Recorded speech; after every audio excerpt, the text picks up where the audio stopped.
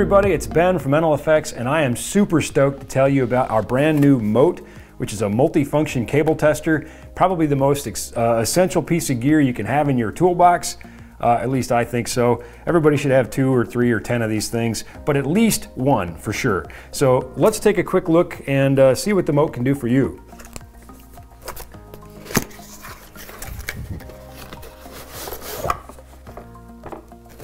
Comes in a nice padded carrying case. Inside the case we've got our tester, and we've got a couple of continuity test leads, which we'll take a look at here in just a moment. But for now, let's take a look at what the MOAT does in terms of testing cables. We have 10 bicolor LEDs up here on the top row, and then 10 bicolor LEDs on the bottom row. And this will allow us to see what pins on this side are connected to what pins on this side. So, for example, let's take an XLR cable, something everybody uses on a daily basis, and let's just see what a properly wired XLR cable will look like. Here we can see that pin 1 on this side goes to pin 1 on this side. We simply move the rotary selector to the next position, and we see that pin 2 goes to pin 2. And turning it again, we see that pin 3 goes to pin 3. So this cable tests good for all 3 pins. What we might see if there's a problem is we would see one of the LEDs not illuminate, or maybe we would see a miswire, pin 1 going to pin 3, or something that would tell us the cable is not wired as we expect it to be. In this case, we expected to see 1 to 1, 2 to 2, and 3 to 3, and that's what we see. So this cable is good.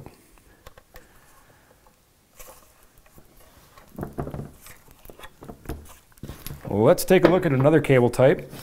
Here we have an NL2, and we expect this will only have 2 conductors. Simply attach both ends of the cable to the tester. That is very important, by the way. It's the only way this works. You must attach both ends of the cable to the tester. And here we can see pin 1 goes to pin 1, and pin 2 goes to pin 2. And of course we see nothing on the other pins because there's only 2 conductors in this cable. So this cable tests good.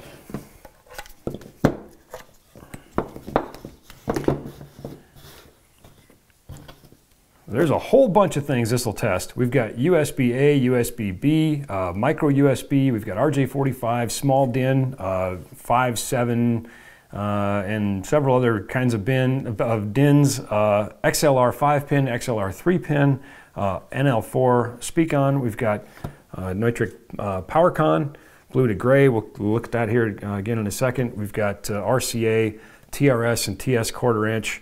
And just a dizzying array of things to test. Let's just run through a couple more here real quick so we can see something with 8 conductors like our RJ45 here.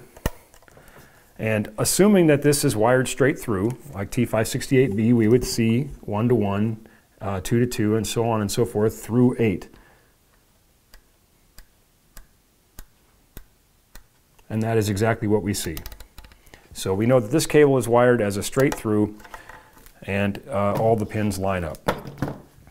What if we had something that doesn't have the same connector on both ends? Let's take a look at that, because the MOAT is so versatile, it can do that. It can test any connector to any connector. Again, making sure both ends of the cable are connected to the MOAT. So let's try a XLR male 3-pin to a 1/4 inch TS male.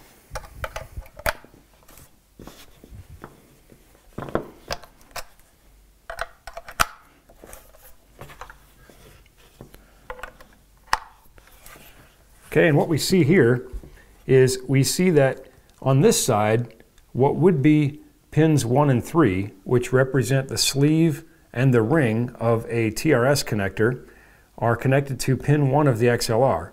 Well, this isn't a TRS connector, it's just a TS, so there is no ring. In other words, that's exactly what we'd expect to see, because 3 and 1 are in fact just 1 over here. So what we see then is pin 1 on this side going to the sleeve of this side.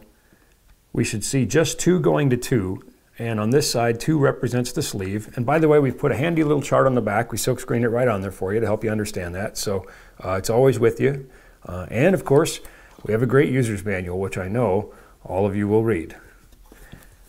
And of course, if we go over to 3, we would expect to see the same thing. XLR pin 3 going to both the sleeve and the ring on this side because there is no ring. So pin 3 to the sleeve on this side. So this cable tests good. More importantly, even if it's not a question of whether or not it's good, we understand what this cable's doing. So depending on the application we're trying to use it for, the MOAT can tell us if that cable's appropriate for the use. A couple others we'll take a look at real quick here. Of course, we've got USB A, B, and micro, and you can go A to A to B, B to A, B to micro, A to micro. Again, tons of options. We'll just go USB A to the micro.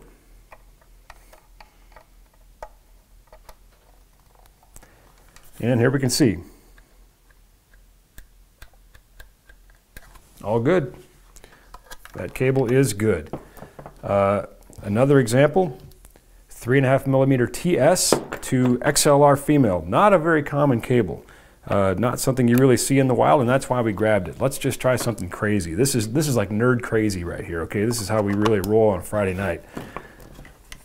Now we can see that pin 1 on this, which is of course our sleeve, is going to XLR pins 1 and 3. And 2 goes to 2. And then of course conversely we see XLR pins 1 and 3 going to 3, which doesn't exist because this is also a TS connector.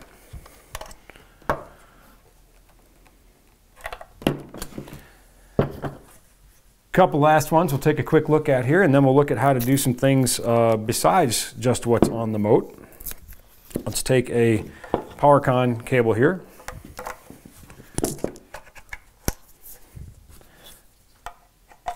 Now, very important to note, the MOAT is not a voltage tester. It is not a power tester. Under no circumstances should you ever connect it to the wall or anything else. It is only designed to test cables, and both ends of the cable always must be connected to the MOAT.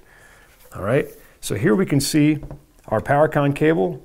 Pin 1 is to 1, pin 2 is to 2, and pin 3 is to 3. And that's very important because when we're dealing with AC voltage, if we had a miswire here, we could end up with an energized chassis or something and put life at risk.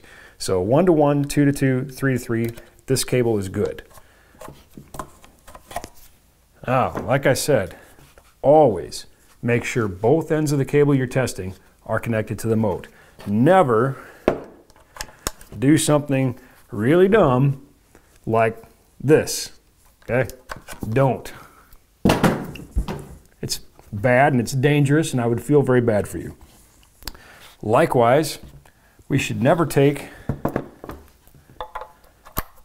a cable like our XLR that's connected to any other device, like this mixing board over here. We can cause serious damage to the equipment that we're connecting it to. Okay, the MOAT is a cable tester and is designed to test cables. Now, what if you have a cable that doesn't have the connector that is on the MOAT? For example, BNC, like an antenna cable or an HDSDI cable or any other BNC type cable. Piece of cake. Grab yourself a couple of these little RCA to BNC adapters. I think we sell these for like $1.99. You can certainly contact your favorite rep here at NLFX or check out our website. And with these quick little adapters for a couple bucks, I think they are, now we can test BNC.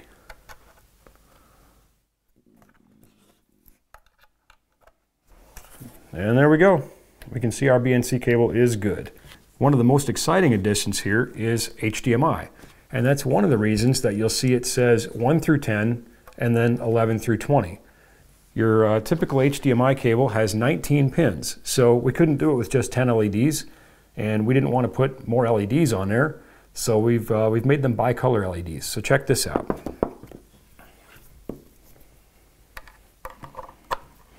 I'm going to plug my HDMI cable in, and we're going to see now the first 10 in green, and 1 to 1, 2 to 2, 3 to 3, so on and so forth. All is good.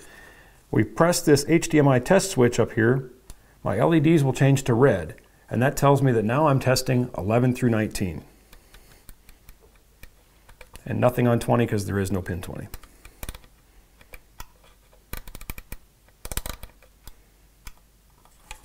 Let's take a look at continuity. So we've got the included test probes. Always be certain that what we're about to test is not connected to anything else. It is not energized. We want to certainly put our safety first and foremost. We simply attach the test leads to the banana jacks